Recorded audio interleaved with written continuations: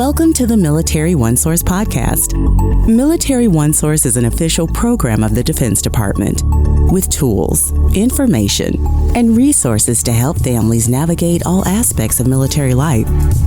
For more information, visit MilitaryOneSource.mil. Welcome to the podcast. I'm Bruce Moody. Today's episode is about spouse employment.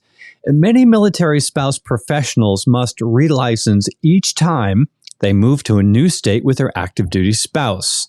And often this means hurdles, delays, red tape. It's really frustrating, but states can help professionals, including military spouses, to work across state lines by enacting what are called Occupational Licensure interstate compacts. So these compacts are the focus of today's episode. They're an important linkage for the careers of spouses as the military moves them from state to state, which is why we are pleased to be joined today by Tammie Perreault to help us understand what these compacts are, how they work. So Tammie, welcome to the podcast. Bruce, thank you so much for the warm welcome. And thank you for having me here today, because this is an issue that's so important to me and so important to all of my fellow military spouses. I've been honored to work on this for the past 5 years as my office, the Defense-State Liaison Office, has prioritized supporting and developing occupational licensure compacts for our military spouses to really get at that enduring problem of state-to-state licensure for our military spouses. Tammie, it's great to have you on the podcast. You and I are colleagues, your fellow liaisons at the Defense-State Liaison Office. You're all really, really passionate and really, really good at what you do, which is why we're here to talk about these compacts. So let's just begin with some definitions. What is an occupational licensure state compact? Yeah, Bruce, great question, because this is a wonky policy legislative tool, quite honestly. But I'm going to start with a little history, because compacts aren't new. State-to-state compacts begin and date back to the 1780s. And today, there are more than 200 active interstate compacts in the nation. These are often used to address things like resources, the use of rivers, the use of lakes. They're also used to address things like emergency management. In our office's history, the Defense-State Liaison Office's history, is that we started working in the space of compacts on a compact that many folks on this podcast might be familiar with.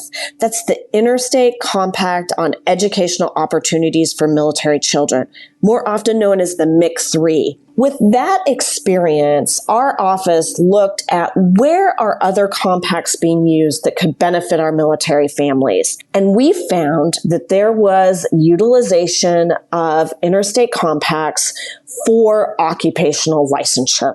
Once we identified that, we began looking at how we could support occupational licensure compacts for our military spouses, and then how we would talk to military spouses about utilizing these. This is a long-term process. Yeah, there is a lot to these compacts, but I think that we can explain it very plainly and in a way for those who benefit, they understand these compacts a little bit better. So explain for us, Tammie, how these compacts are used, who benefits and how. So compacts are primarily utilized by specific professions, licensed occupations. So when a profession is licensed in a state, this sets the ability for a state to join a compact if there's a compact for that specific profession. So I'm going to use a real-world example, and that's physical therapy.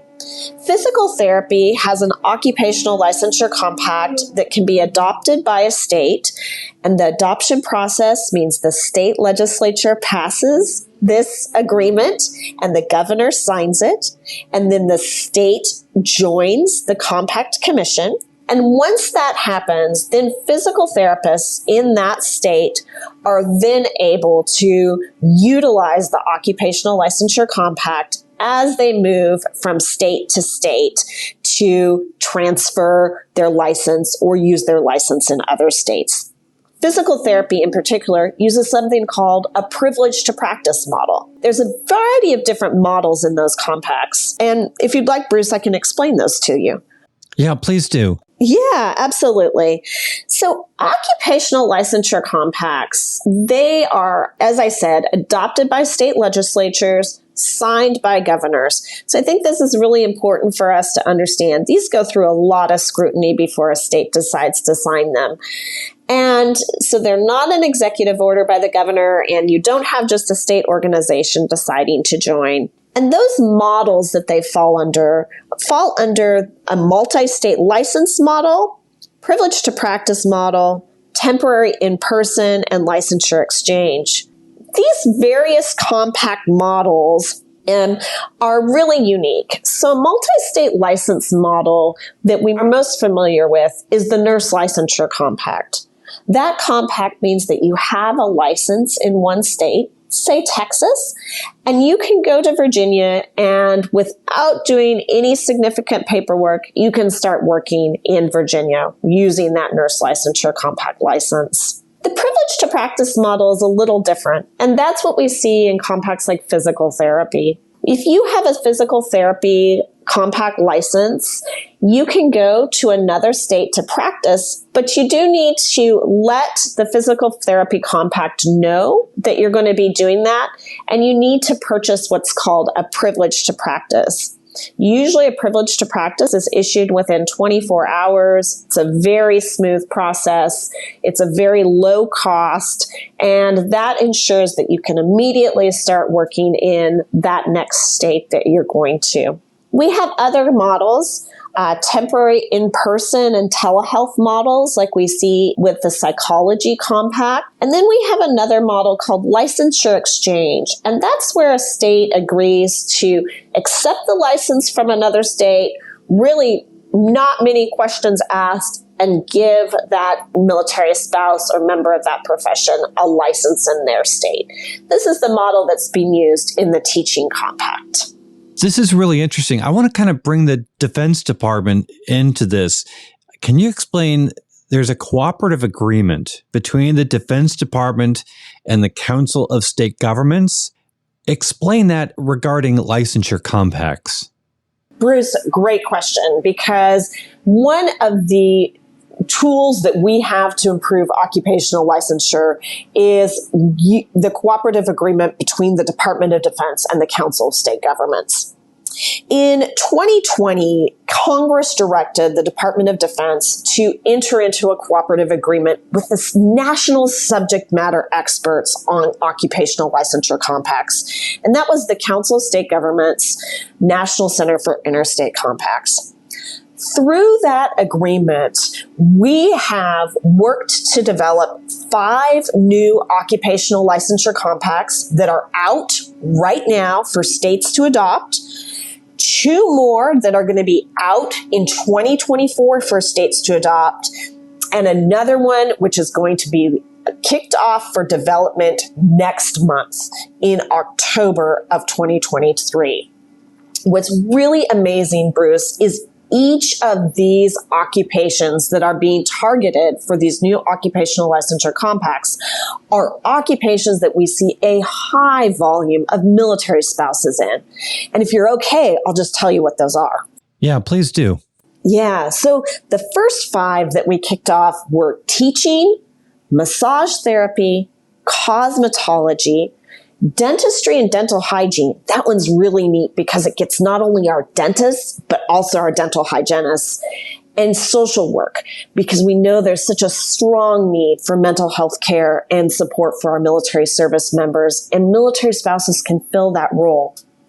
Coming online in 2024, we're going to see school psychologists and dietitians, and we're looking forward to the kickoff of the discussion this coming month for respiratory therapists. This is a really interesting process. Let's talk more about this, because I'd like to know who develops these compacts. What's the process? You mentioned how the occupations are chosen because of the number of military spouses who pursue those various occupations. Is there more to it? Yeah, great question, Bruce. There really is more to it. In order for an occupational licensure compact to be effective, it has to be for a profession that's already licensed, right? We see professions out there that may not have consistent licensure across the states, or they may not be licensed. We may think of them as being a profession that has certain requirements to meet it, but they may not be a licensed profession. So those professions aren't eligible to be a part of a compact. Then we generally look for there to be about 35 states that license the profession. We run into a few states that may not license the profession, but in general, you really want to have a robust number of states that license that profession.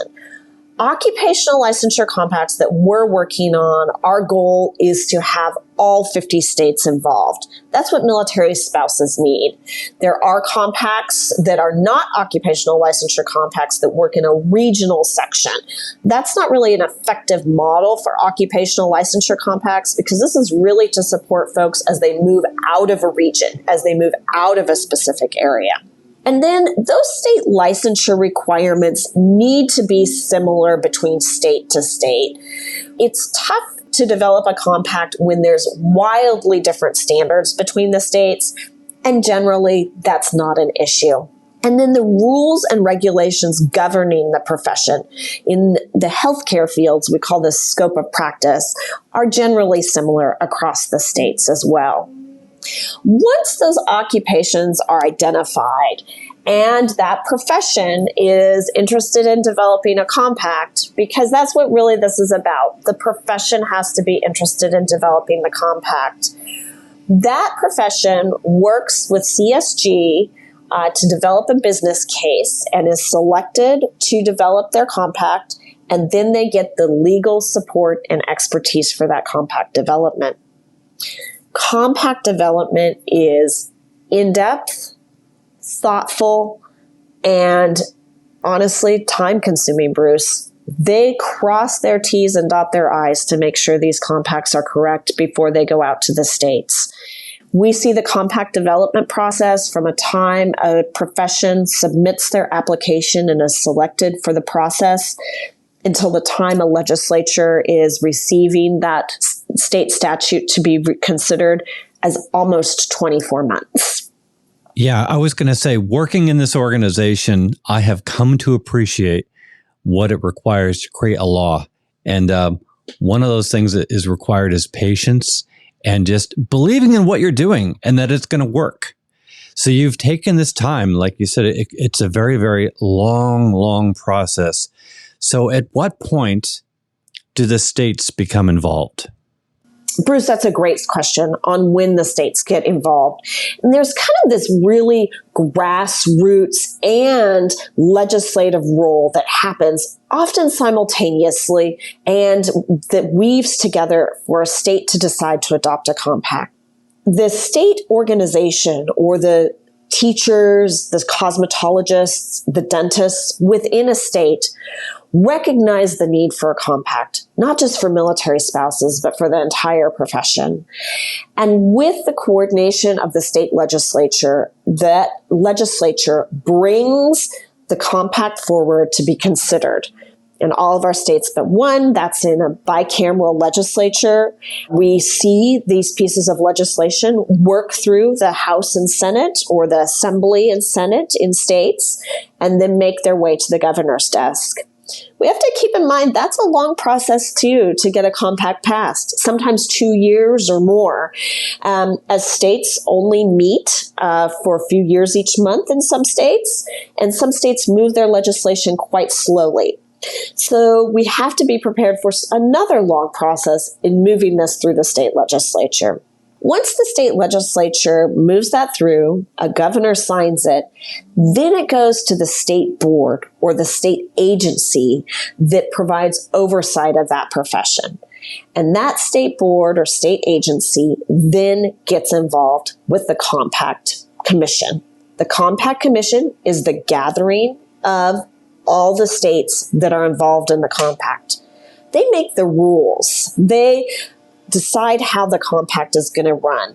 And it is really a cooperative approach between the states where they're able to maintain state sovereignty and really come to an agreement as a group. And it's really an elegant solution. Tammie, you've really walked us through a very, very long process, which results in a compact coming into being. What's next? Because I think what we want to say here is that the signing of a compact is not the finish line. There are more steps. So how long does it typically take before a compact is ready for general use? And what does that mean for a military spouse? Oftentimes we see folks think, okay, my state signs that, my governor signed that compact. I went to the signing ceremony and I'm going to be able to use that compact right away. And in all reality, it often is a much longer process after that. For the new compacts that we have coming online, the compact needs to meet the threshold for implementation. And for most compacts, that's either 7 or 10 states that have to join. So if your state is out front, maybe you're Utah and you join compacts very quickly, you might have to wait for other states to come on board and join that compact before that compact commission gets set up. So the first step is getting the number of states that we need to start setting up the compact commission. Then it's a matter of the compact commission coming together. And these are busy folks that work for the state, that run the boards and run these agencies, and they have to find the time to come together and make sure that they're creating the rules that are needed to implement the compact. Another piece of this is even once that commission comes together and creates those rules, they have one more step that we need to do to ensure that there's public protection, and that's developing the compact database. This is something also that the Department of Defense is working to support through the cooperative agreement with the National Center for Interstate Compacts. And once that database is developed, that's when you see the website go live and you see the ability for a military spouse or any other member of that profession to go on that website and ensure that their state license and information is all up to date, and they can easily utilize that external facing resource to either purchase their privilege to practice or verify that they can go to another state to practice on that license. Bruce, it's an enduring problem that we've had on licensure, and this is a long-term solution to make sure we get it right. Tammie, what I'd like to do, before we get too deep in the details, I want to take a moment and talk in basic terms what a compact is doing and the sort of environmental factors that are weighing upon a military spouse as they're trying to move their career across the state line.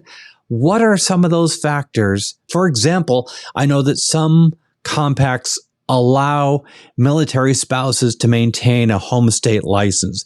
Kind of give us a sense of the environment that these compacts are addressing. So compacts are addressing an enduring challenge that we have in the military community. As you know, military families are required to move so many times through their careers. And it was so interesting. I oftentimes think of this as a very modern problem. I oftentimes think of this as a problem that we are experiencing in our highly transitional culture of the military at this moment. But several months ago, I had the opportunity to sit down with a veteran, and he talked about how his mother, when licensure first became a requirement in the states, how his mother struggled as a military spouse to maintain her nurse license. This has been a long-term challenge for our military spouses. It's been identified as one of the reasons why military spouses aren't able to go back to work when they move from state to state. It often takes time for the military spouse to get a new license, to find that new job, and to get settled back in and back to work. In the amount of time that takes, a military spouse may already be getting ready to move to their next duty location.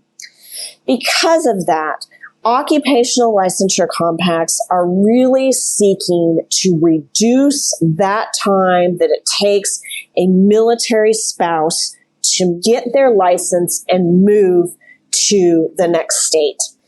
I really want to talk about an example that we have that we all use that's a compact that addresses a license, just not an occupational license, and that's the driver's license compact. This compact is what allows each of us to take our specific state driver's license and drive in another state.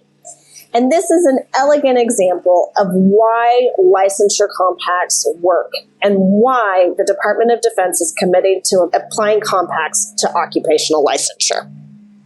All right, Tammie, I want to switch gears a little bit from talking about state legislation because earlier in the year, a federal law passed, and that is the Military Spouse Licensing Relief Act. So talk to us about that act and what it means for occupational licenses. This is something that's fairly new. In January 2023, Congress added a new provision to the Service Members Civil Relief Act. And that law provides service members and their families with a wide variety of financial and housing protections. It's been a staple that we've had for years that really helps support our military families. But they added into it the opportunity for service members and military spouses to have their professional licenses recognized when they relocate to another state due to military orders. And these new portability provisions provide that service members and military spouses can have their out-of-state licenses recognized as valid in the new state while they are stationed there, as long as they meet some certain requirements. Bruce, I think that the question for military spouses and military service members when this passed was, why are we still working on occupational licensure compacts, and how do occupational licensure compacts play into this? And I just want to emphasize that this new law specifically says that occupational licensure compacts are what a service member or spouse is to use if they're relocating from one compact state to another.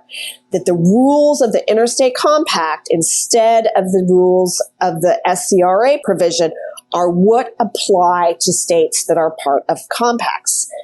This still, for many military spouses, may seem like the compact may not be the right answer. But I'd like to talk a little bit about why compacts remain the best and most elegant solution for our military spouses. The SCRA rules are still being worked out between the states, and we look forward to how those are going to be effective and efficient for our military spouses. But for military spouses, they often have more than just a move from one state to another. They have moves between multiple states.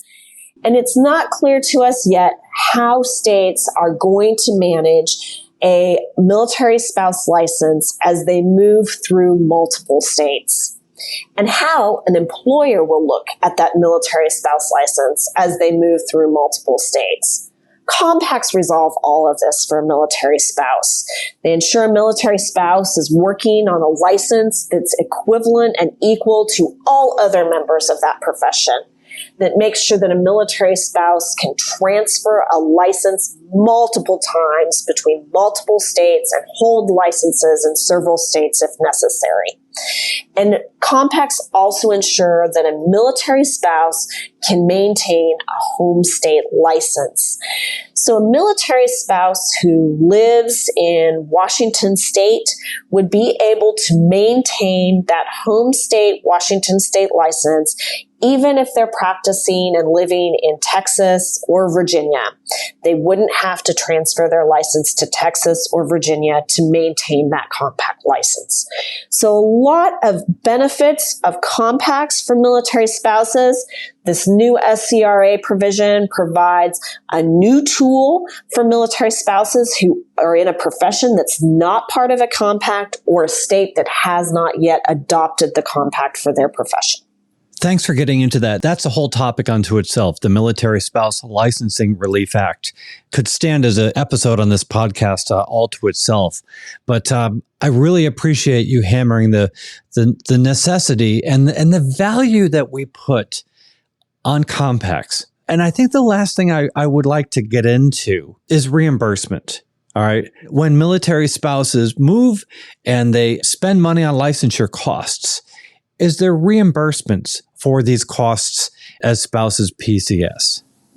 Yeah, Bruce, yes, there is. And this is one of the Department of Defense's newest programs that we started rolling out several years ago. And it started with the 2018 National Defense Authorization Act, which allows each branch of the service to reimburse spouses for up to $1,000 for relicensure and certification costs resulting from relocations or PCS moves across state lines. And I believe this includes OCONUS locations too. And all of the services are currently providing this support to their military spouses. It's really a benefit for our military spouse population, whom we know about 34% work in these licensed occupations. So this is an important tool that I hope military spouses take advantage of. Absolutely. You know, as we wrap up this conversation, I just invite any final comments about the work you and your colleagues are doing regarding occupational interstate licensure compacts. Yeah, absolutely. Occupational licensure compacts are the premier tool for military spouses to maintain their license and get to work quickly as they move from state to state. And the Department of Defense is dedicated to ensuring compacts are available for spouses and service members to use. But this is a long process. Developing compacts and ensuring state adoption takes many years. But we know that this investment that the department is making now will ensure a durable and consistent system that will serve our military families for generations.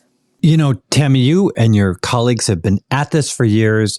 You just continue to work and you keep growing and expanding the support for military spouses. So wonderful to have you on the podcast today. Thanks so much, Bruce. I really appreciate your time, and thanks for a great conversation. Tammie Perreault with the Defense-State Liaison Office. Always good to be working with you. And want to remind everybody that Military OneSource is an official resource of the Defense Department. We hope to hear from you. A link in the program notes allows you to send us a comment, a question, an idea for a future episode. And be sure to subscribe to this podcast wherever you listen to your podcasts, because we cover a wide range of topics to help military families navigate military life. I'm Bruce Moody. Thank you for listening. Take care. Bye-bye.